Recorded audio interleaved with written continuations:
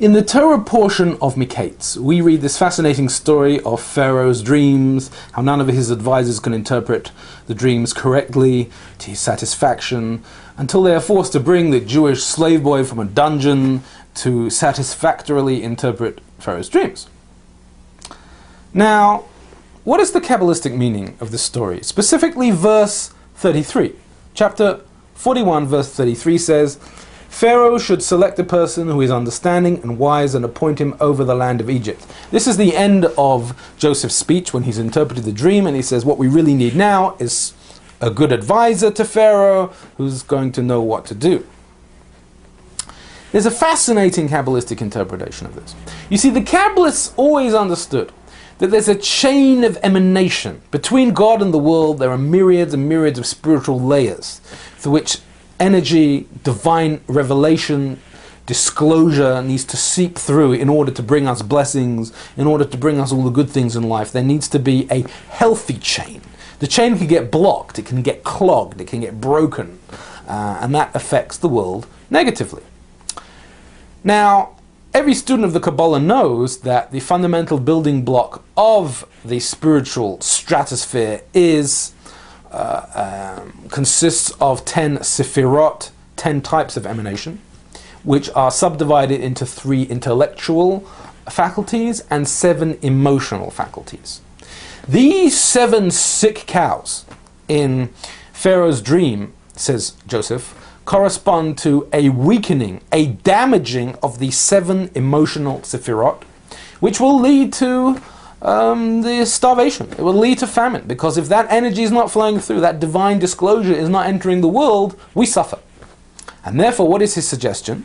That we need a man who is understanding and wise, navan v'chacham, which corresponds to the 2 upper sephirot of chachma and bina. We need to reconnect the emotional sephirot and refresh them with flow from the higher sephirot of chachma and bina, and then all the world's problems will be solved.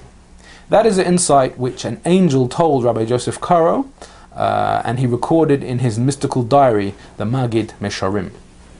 In his encounters with Pharaoh, Joseph discovers all of a sudden that he can speak 70 languages that he was unable to do the previous day. How did that happen? So the Kabbalists explain, specifically Rabbi Isaac Luria, 16th century Kabbalist, that sometimes when you have a special mission to perform in life, a little bit of someone else's soul gets impregnated into you in order for you to fulfill your mission. That morning when Joseph woke up, he was impregnated with the soul of Enoch, of Chanoich. And that enabled him to do this fantastic feat of speaking 70 languages.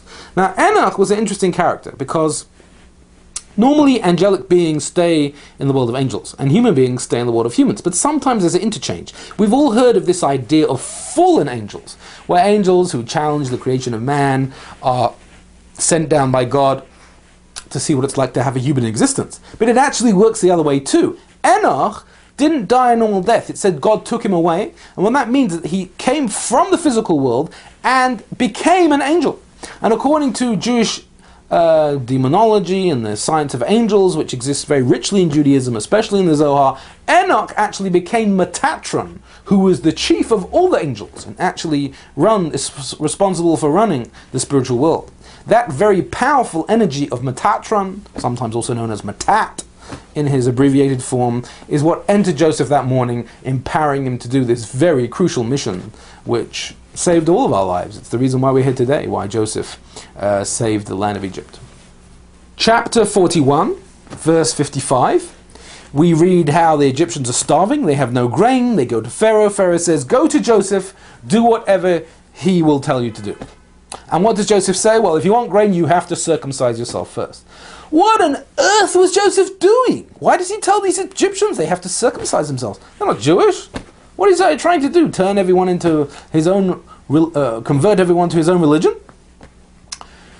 So Rabbi Isaac Luria explains that Joseph perceived that these Egyptians had very lofty souls. Do you remember from our previous installments the idea of dysfunctional souls?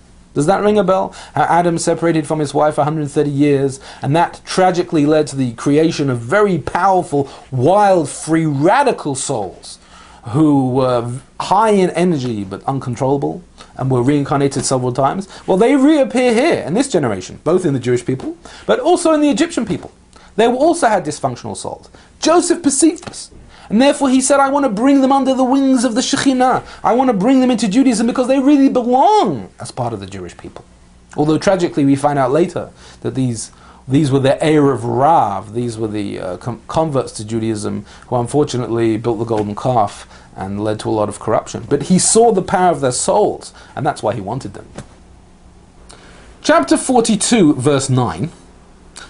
The brothers have appeared before Joseph. Joseph is ostensibly the viceroy of Egypt. They don't realize it's his brother, and he accuses them of being spies.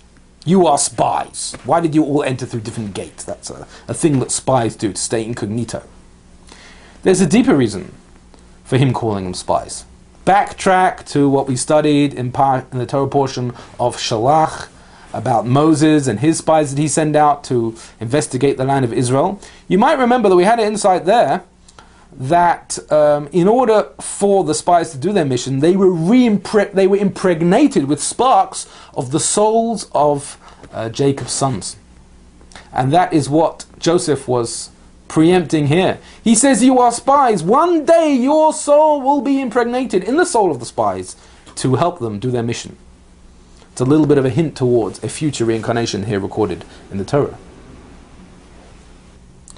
Chapter 44, verse 1. Jacob saw that there was grain being sold in Egypt. And the word used for grain here is shever. This is one of my favorite insights. Fascinating. Rabbi Menachem Nochem Twersky, the Rebbe of Chernobyl, 18th century Rebbe of the Hasidic dynasty, was very fascinated. He spoke many, many times about the idea of bad love. You see, originally, before any corruption occurred in the physical world or in the spiritual world, all love was good. It was all love of goodness, a love of kindness, a love of God. But unfortunately, things have happened since then.